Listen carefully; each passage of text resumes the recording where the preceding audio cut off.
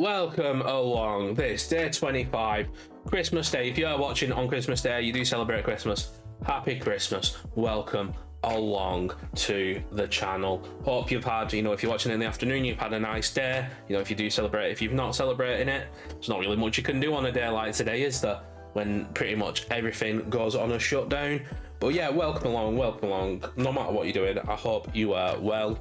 Day 25 is the last door of the calendar. So let's get this one opened, see what there is behind. It does seem like it's one of the larger doors. You do finish it off on what looks like a pack. You finish it on a pack of Paldea Evolved, and I don't know if they've done it on purpose. Is that Chien-Pao, the ice one? Let me pop that to one side because I'm going to be using that later on. Because like I said in the last couple, on this one I am going to give my thoughts on the whole box as well. So, on to the front, Christmas card for whoever gets it first. So we have a Water Energy, we have Shroodle, Phalanx, Jigglypuff, Tadbulb, Azumarill, Vespiquen, Ice-Hue, the Calamitous Snowy Mountain, the Calamitous Wasteland, and a Garganacl. I know I've got that Garganacl, so there's only them two reverses that I will add to the pile to check later on to see if I need to add them to my collection. And now, just my thoughts on the entire box. Let me get the other half of it out as well. Is it worth it? I mean, there's two ways that you look at it for value in this, and the first one is, am I getting value for money? No. I'm just going to have to look up the price of this up real quick. Right, put a bit of information in front of me just so I can refer to it. So yeah, I mean, value-wise, you're looking at a cost of about 35 to 40 pounds. If you can get it cheaper, get it cheaper. Definitely on these. Now, I mean, these are not designed for collectors in a way. The only time it's going to be for a collector is if that person is going to keep it in its packaging and just put it to the side, like some people do, like myself. I've got some booster boxes here, I've got Elite Trainer boxes unopened, like thing away, just as display pieces, just to hope that they potentially appreciate in value. Items like this, I don't think they appreciate in value. I don't think they will, because it's very niched. It's because it is the holiday calendar. And then what you actually get in there compared to other things, because not only, if I was looking for specifics, you will go for that specific product rather than the holiday calendar. If I'm looking for packs of Fusion Strike, I'm going to go for a booster box of Fusion Strike, Elite Trainer box of Fusion Strike. I'm not going to go for something like this with, what this one had 2 packs of Fusion Strike in there. But then the random chance on top of that, if you're going for specifics, you're going to go for something that has the quantity of specifics. So yeah, in there you're going to get 5 booster packs. So I think in mine it was like 2 Paldea Evolved, 2 Fusion Strike, and 1 base set, I think is what I got out of mine. Again, I was unfortunate with the pulls that I got in there. And again, that again comes down to your pack luck. If you're going in for something that you want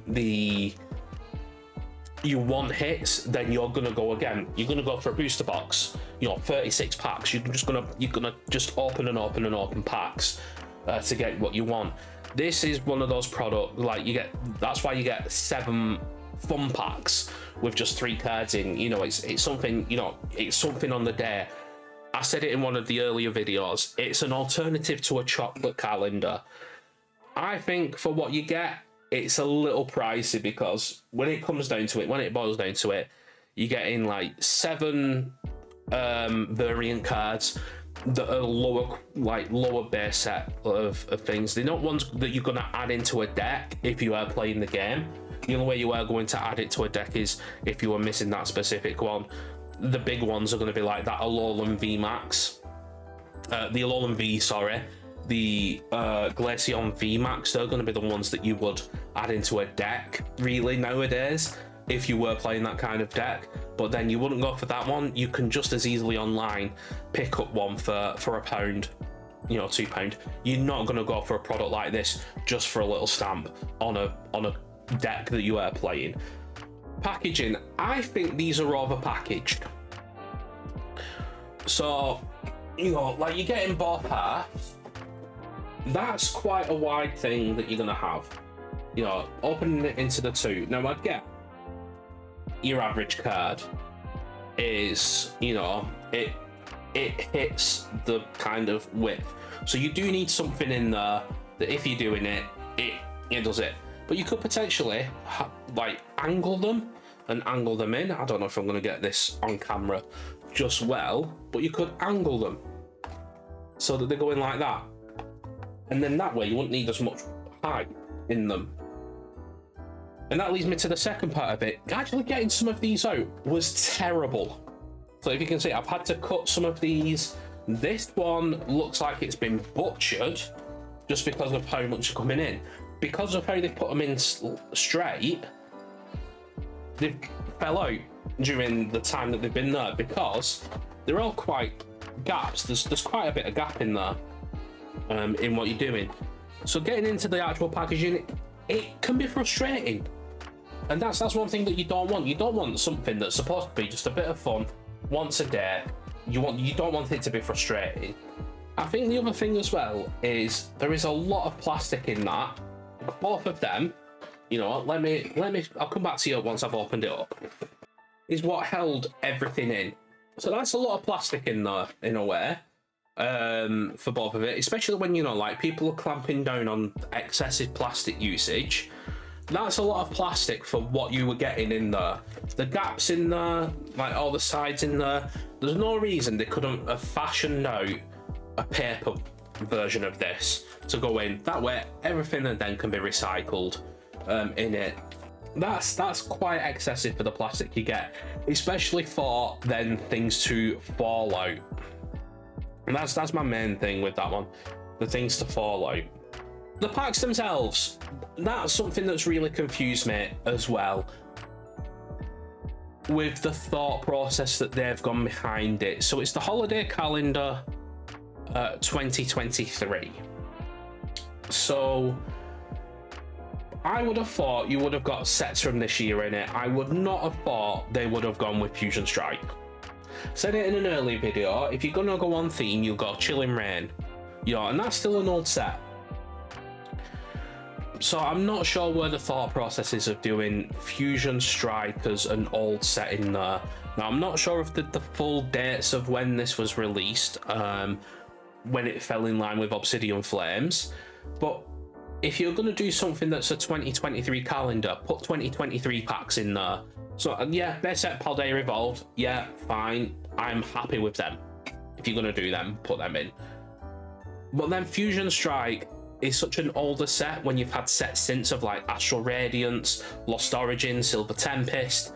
You've had Crown Zenith, couldn't think of that one. You've had those sets in between, you know, and probably a couple more. So why they went with Fusion Strike, I'm not sure, and that's the thing that confuses me.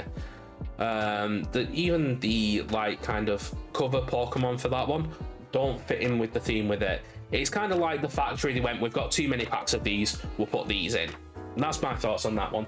That one doesn't go in with it. I will see you next time.